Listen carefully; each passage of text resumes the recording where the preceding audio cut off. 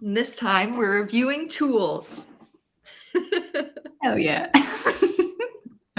Tool review, session 1. Um, so part of the chaos experiment has been about finding, testing, breaking, and exploiting tools to find the best ones that work the most efficiently and make the creation process simpler, as cool as possible, and still have some fun to it, be that Web 2 or Web 3 tooling. We don't care. We just want to experiment and find the best ones. And we talk so much about mass adoption and the next million Web3 users, but if the tools we are the tools within the things that we use that actually matter in our lives don't even satisfy the needs for people who are using them, how are we going to get other people who are not Web3 native to adopt these tools? Yeah. So So we don't really care where they come from, just that they work. And so that's why we wanted to start doing tool reviews, because we're considering a bunch of different options as we play around with things like live streaming for the first time and use our existing networks that honestly live on Twitter and in Telegram and on YouTube. And it's been really fun for us to consider kind of the whole spectrum of different options available. But these tool reviews are kind of going to be a recurring segment where we take a specific thing that we're struggling with or that we know we want to figure out within chaos, and tying those to kind of bi-weekly themes for us to review tools against each other and also give feedback on what we wish existed. So we'll do this in cohorts every 2 weeks, which we'll have this whole mini campaign for with free claimable NFTs on our mirror page, which we'll notify through Substack and YouTube and our already existing groups. So join us for one or more that you're interested in. Every 2 weeks, it's a different type of cohort about different parts of creation. This one is about live streaming. Duh. Doing a live stream to like showcase live streaming. So yeah, first up, first cohort, live streaming. So We decided that live streaming is kind of a core component of our strategy, both because Reka and I have to spend a lot of time sitting on camera, talking to each other, planning anyway.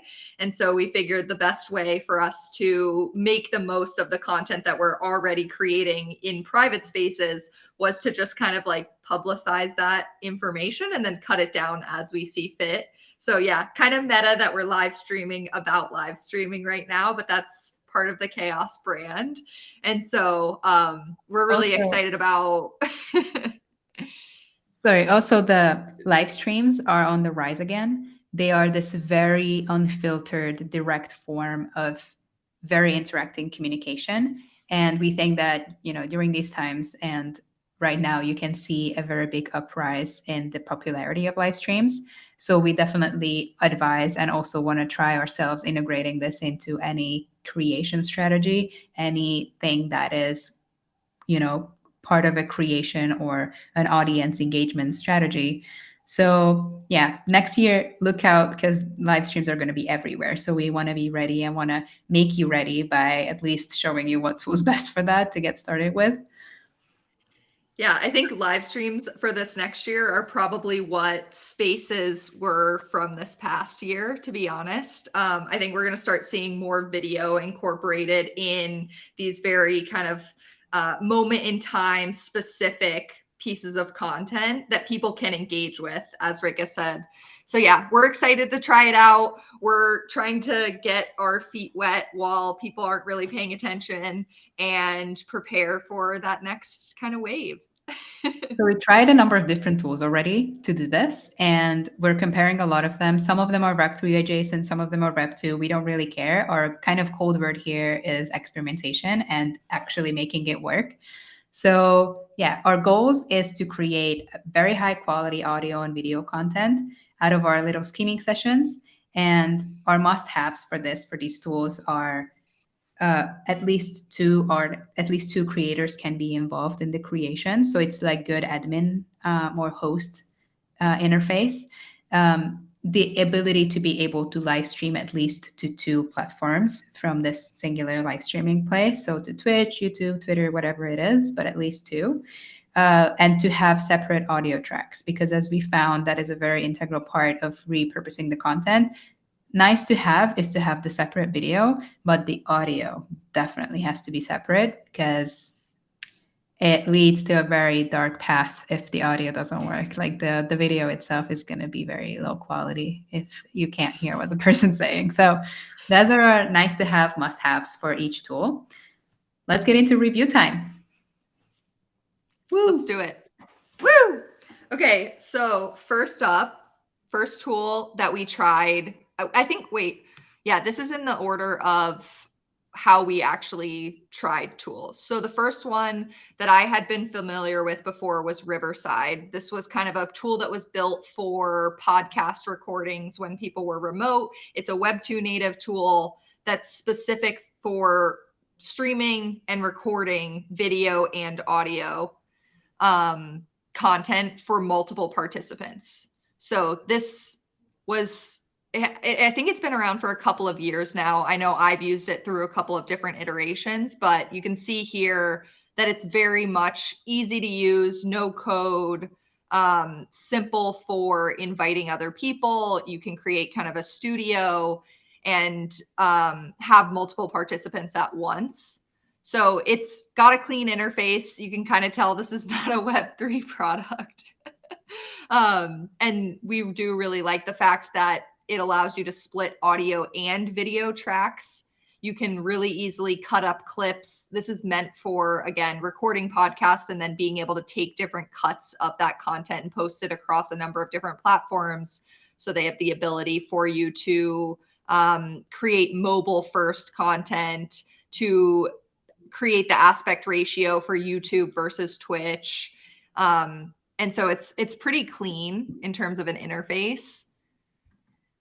For one that we were really, really happy about when we started using this is when you go into your studio and the recordings, here are all the different tracks that you recorded during. So a shared one, which kind of sucks actually. If you share a screen, it's like very divided. It's not very high quality, but there's individual audio and video files, raw and also synced, which is super nice for editing them together later.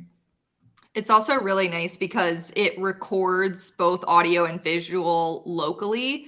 So even if we're streaming and the quality's breaking up, the actual recording after the fact is pretty good. Although I have run into multiple times now an issue with a specific audio track, either breaking up or being misaligned to a video when I've exported. So it's nice because it has that modularity, but I've had to use that modularity because the actual files themselves have been corrupted before. So I would say from the rating, also another con that I would emphasize is that the screen sharing options are not really good and not very high quality, and it puts the people in very, very low quality and resolution. The split screens at the end when you get the result are a little messed up. They're not really good ratio either for phone or desktops ratios. It's not. You have to be very, very diligent about how and what you share and how long if you want to do screen sharing. Otherwise, it's better. And it also kind of difficult to figure out the host and guest permissions. I remember LDF and I spent like half an hour figuring out, okay, so do I have to invite you? Do you see this? Do you see that? And it wasn't very straightforward. As a producer, as a host, as a guest, like there's a couple different levels. So it's different. It's not really good for co-creation. I would say that is actually like harming that aspect of it. So let's give it a rating. We do have 5 aspects for rating. One is ease of use. Second is Web3 adjacency. Third is co-creation. Fourth is quality of the content. And the fifth is pricing, because SaaS, everything is SaaS still. So we have to work around that. I think as a caveat for price for all of these, we're using the free version. So this is us comparing the basic level tools and pretty much using it as a con for every single one. If they're asking us to upgrade for either storage or some other features, we're not doing it right now. So this is all the free version. So for Riverside, actually the first level of subscription after free is $20, which is not too bad, $20 a month, but the package is not too good. Like it doesn't give you much more storage, it doesn't give you much more capabilities. It's not very, very worth it. So I would give let's go actually, maybe we can start with the pricing now, but the pricing I would give like a 2 out of 5 because it's not a Yeah. bad, like $20 is not a lot, but it's also not a good package. Ease of use, I would give a 4 out of 5. It wasn't too difficult to figure it out. It only took, one streaming to or one call to know what to do. Yeah. Web3 adjacency, 1 out of 5. It's fully Yeah. Web2. Not at all. Nothing in Web3. Can we give zeros? I think we could. Should we? Okay, 0. And I feel then like this was the binary one, right? yeah, It's like yes or no. yes or no, absolutely. And then co-creation wise, I would give it a 2 out of 5. It was very like not prepared for that whatsoever with the shared accounts, with the difficulty of figuring out the permissions for different levels of invite links. So that was a little weird. And the quality of the content that come out of it, I would also give a 2 out of 5 because we had very messed up audio coming out of it once or twice actually. The video is also not the best quality. It somehow breaks one of it sometimes. And also, if you do screen sharing, it's a mess to edit that together to actually look nice and be visible and have 0 pixels or like, not as Yeah. pixelated.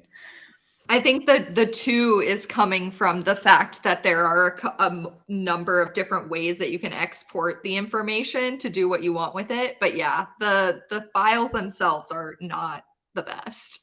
We had three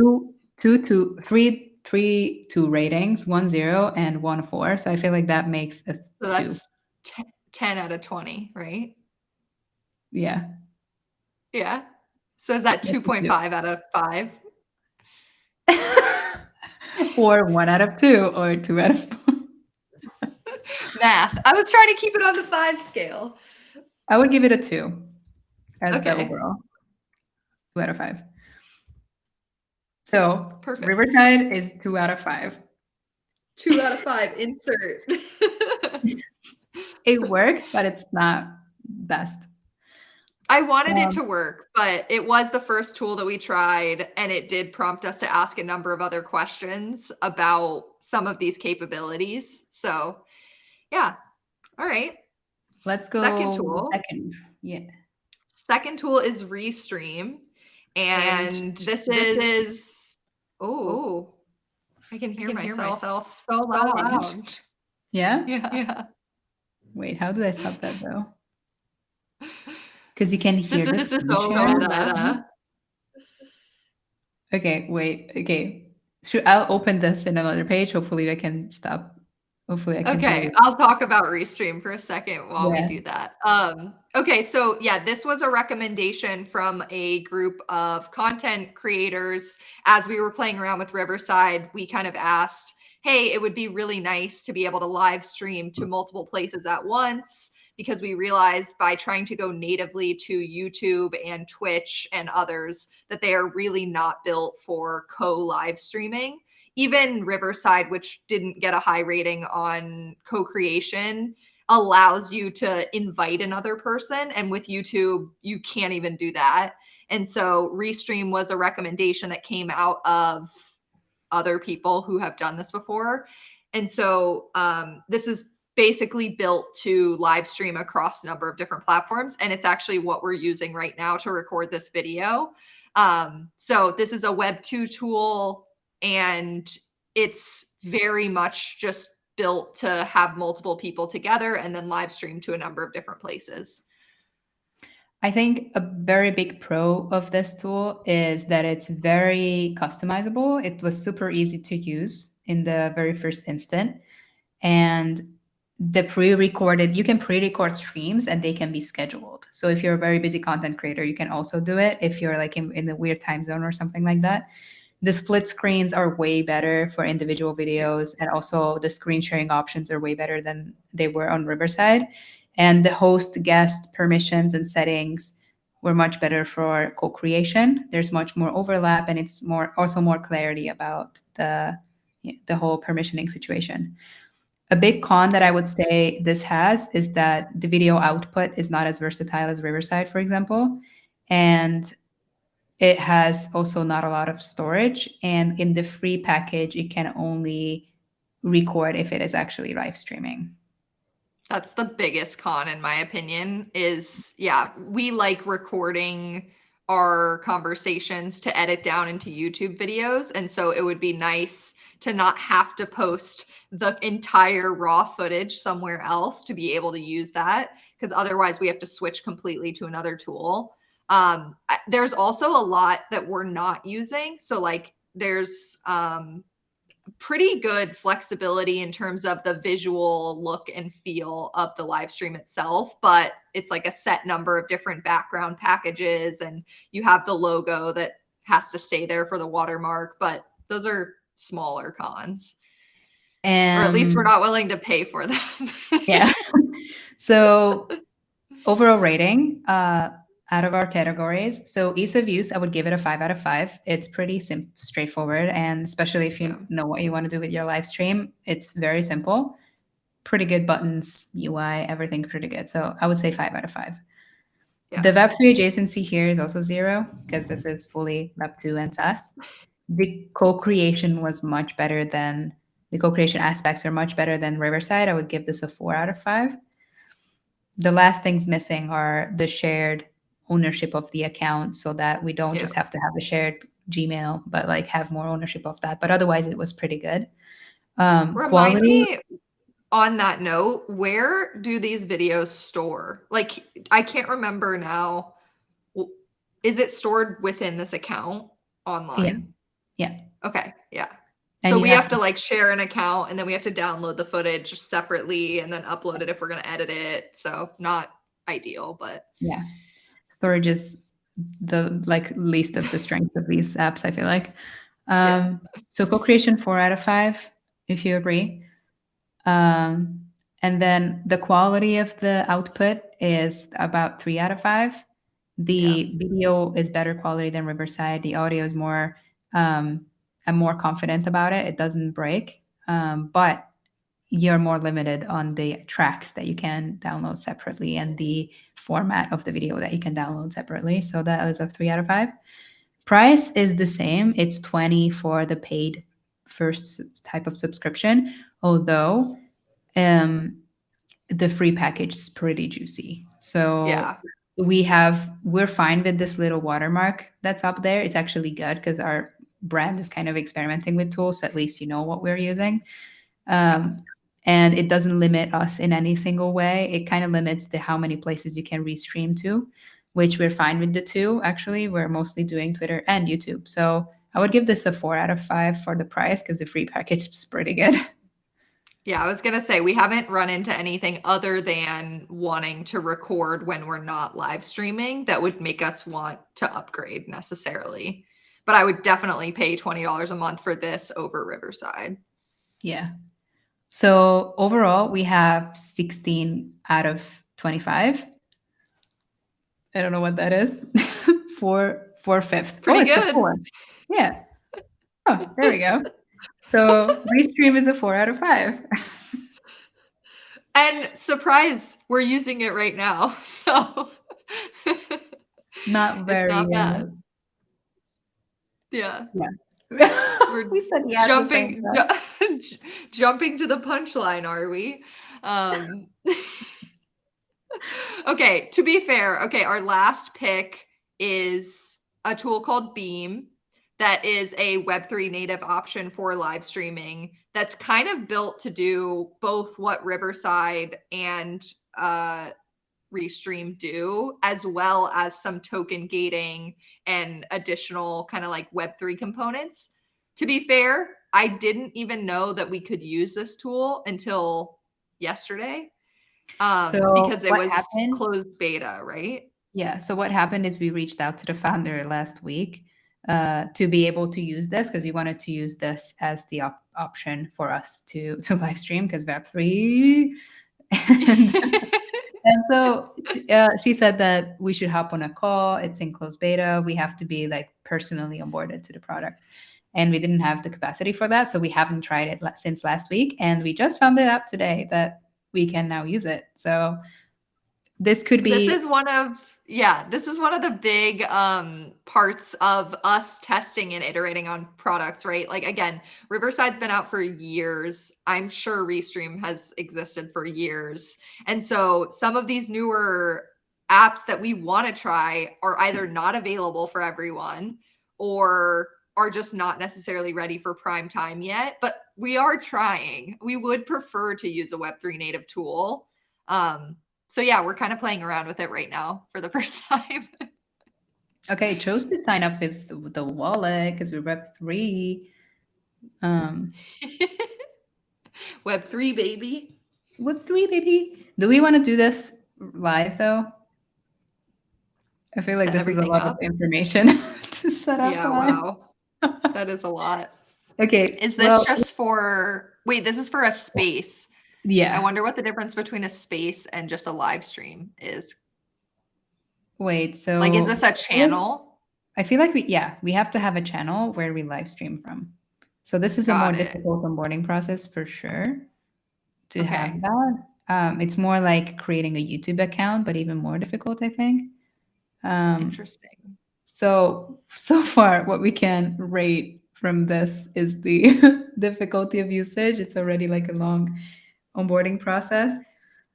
Like Restream was way easier to start using Yeah, I already. mean, it was connect with Google and Yeah, then it was like choose your YouTube account. yeah, and that was it. um, And like picking some colors. And from looking at this too, it's pretty interesting to me that these are all kind of just form fill. And like creator, would that be both of us? Would that just be chaos? So this is I have where no again, it's idea. not that this is something wrong with the product. It's more so that a lot of tools are not built for multiple people to either share accounts or to co-create together, because I would love for this to resolve to my wallet address, your wallet address, and then us be like doing business as chaos is a public good.eth. Yeah, right. Damn it. Anyway, this is very long to set up on the live stream, so I feel like Yeah. we shouldn't do that.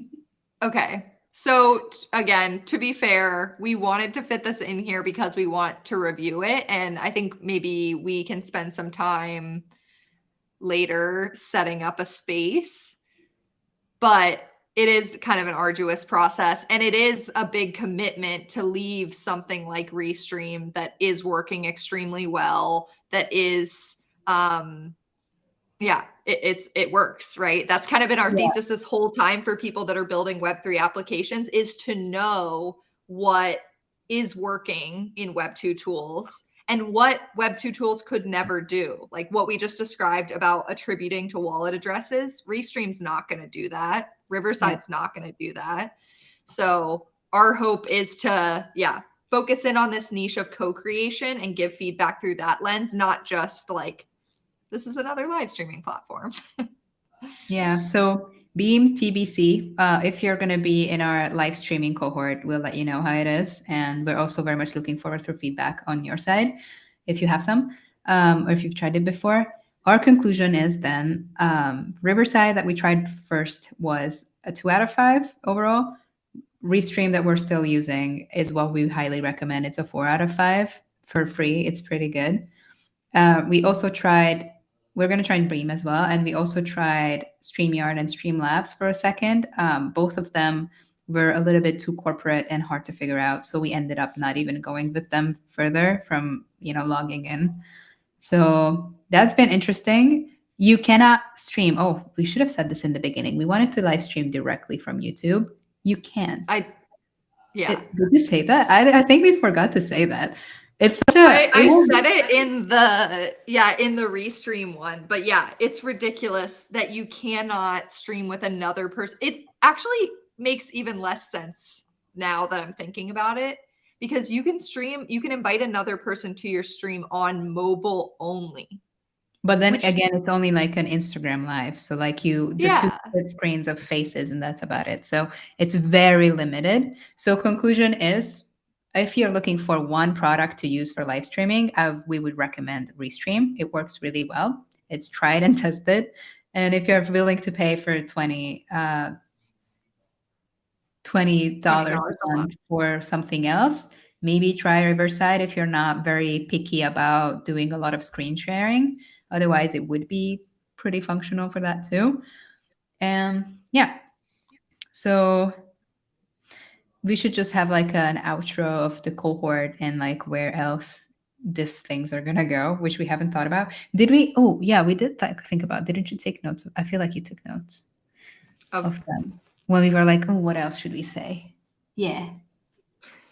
what else should we say about the cohort? And like how this is Yeah. gonna be structured and everything.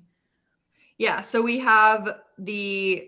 going to have 2-week cohorts that are specifically around a theme. So again, this one is live streaming. We did the tool review already, so we're not necessarily asking for feedback, but we're going to create a new Telegram chat every 2 weeks that's dedicated to the topic at hand, and there's going to be an NFT that's associated with that cohort. So like no pressure if one of the topics we're talking about isn't interesting to you, you can just pick it back up at the next one.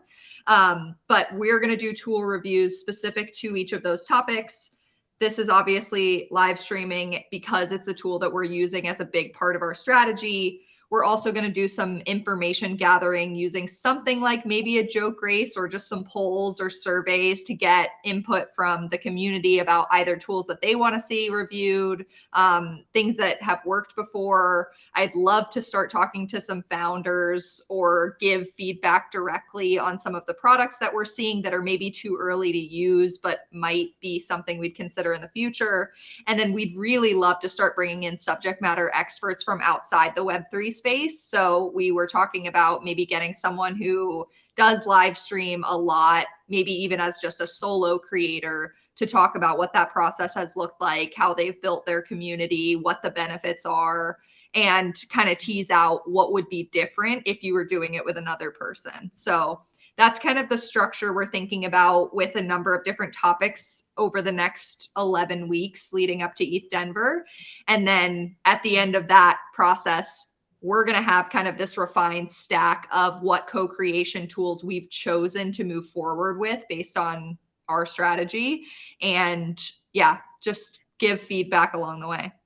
Yeah. Next week, or the next cohort rather. So next week we actually put more content out about live streaming and give more factual insight. And we're trying also to start introducing already the subject matter professional person who's been doing this for a little bit longer than we have into the conversation. And the next cohort is going to be about repurposing content. So if you're interested in that, stick around. Looking out for these cohorts, they are all going to start with the claimable NFT on our Mirror account. So subscribe to that. It's chaos is a public good. Mirror.xyz or just Oh what? yeah, that too.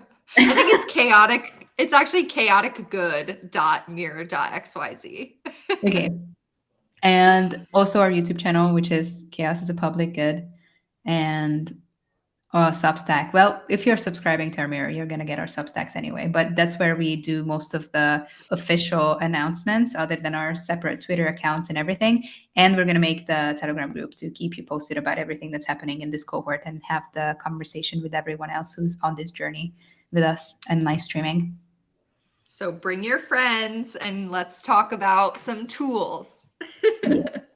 Thank you so much for joining today, and we'll hope to see you in the rest of the cohort or on the next one.